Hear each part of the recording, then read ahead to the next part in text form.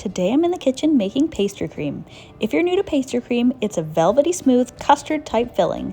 It's rich, delicious, and packed with flavor. So let's get started. The recipe I'm making today is enough to fill about 30 profiteroles, which is enough to make a croquembouche. If you need a smaller quantity, cut the recipe in half or quarters.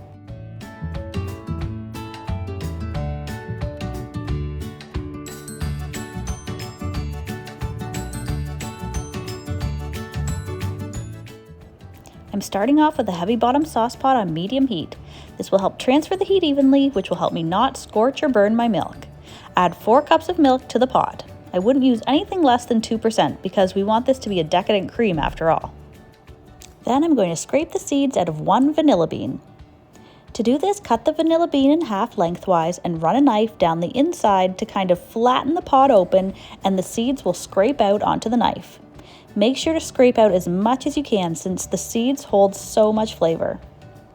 And since vanilla beans are pretty pricey, you want to get every last drop of flavor out of it. If you want, you can add the pod to the milk along with the seeds. The pod is full of flavor, and as you steep the milk, flavor will be infused from the pod as well. If you don't have a vanilla bean, you can use 1 teaspoon of vanilla bean paste or 2 teaspoons of vanilla extract. The real pod will give the very best flavor, and the paste being a close second.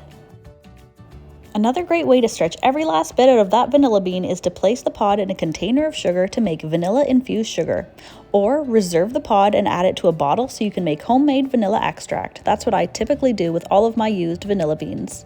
However, if you decide to put it in the milk, you will not be able to use it afterwards for anything else since it will be covered in milk. I give the milk a bit of a whisk to break up any of the vanilla seeds while I watch for the milk to steam. Just before it starts to form bubbles and simmer, I remove it from the heat and set it aside to steep while the milk infuses with all the vanilla flavor. I'm going to cut a half a cup of cold butter into cubes and drop them into the bottom of a large bowl. On top of that bowl, I'm going to place my fine mesh strainer. I'm not going to need this until the end, so I can set it aside for now. Now to get my eggs ready. To a large bowl, I'm going to add 3/4 of a cup of sugar and a half a cup of cornstarch. Then I'm going to separate my eggs and only add the egg yolks. I'm going to set the whites aside for another project. Whisk this mixture together until it looks light and creamy.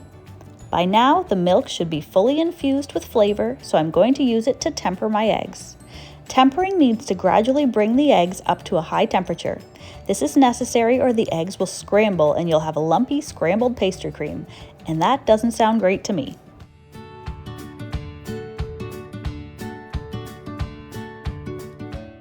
Little by little, add the hot milk while constantly whisking the egg mixture. I'm making sure to bring the whisk to the bottom and the sides of the bowl so everything is getting fully mixed in. Once about half of the milk mixture is into the eggs, you can start to add it in a little more quickly.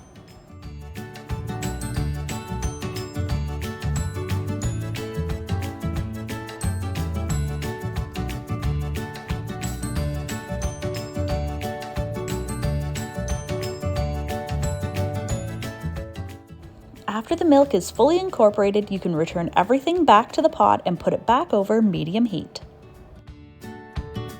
We're now at the crucial point where things go quickly from not done to perfectly done to overdone in seconds, so I'm going to whisk and watch my pastry cream the whole time. This part takes less than 5 minutes. While I'm whisking, I can see and feel the pastry cream thickening. Make sure you're using your whisk to scrape the bottom and sides of the pot as you go so nothing gets stuck to the pot or overcooked.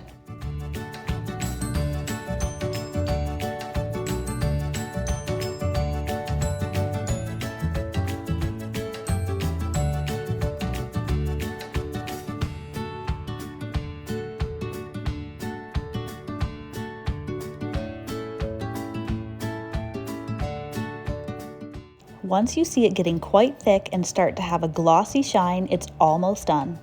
As soon as you see bubbles start to break on the surface from the mixture coming to a simmer, the pastry cream is done. You can cook it an extra minute if you want thicker cream.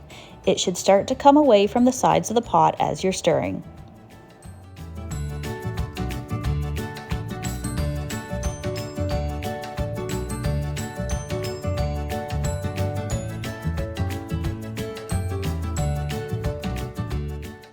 I remove the pot from the heat and immediately pass the cream through the fine mesh strainer that I prepared earlier and let it mix with the cold butter. This will strain out any lumps if any bits of egg became overcooked and will stop the cooking process as soon as the mixture hits the cold butter. Push the rest of the cream through the strainer and scrape down the bottom into the bowl.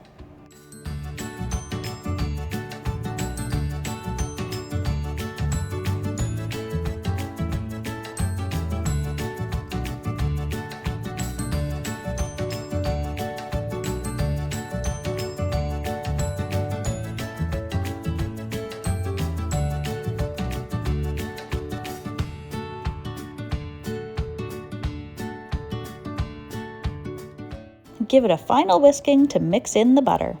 Now I need to set aside to cool to room temperature, but first I'm going to place a piece of cling film right on top of the cream, which will stop the pastry cream from forming a skin.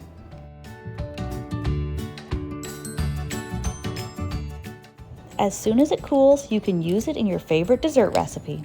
I'm going to be using it today to fill some profiteroles. Enjoy!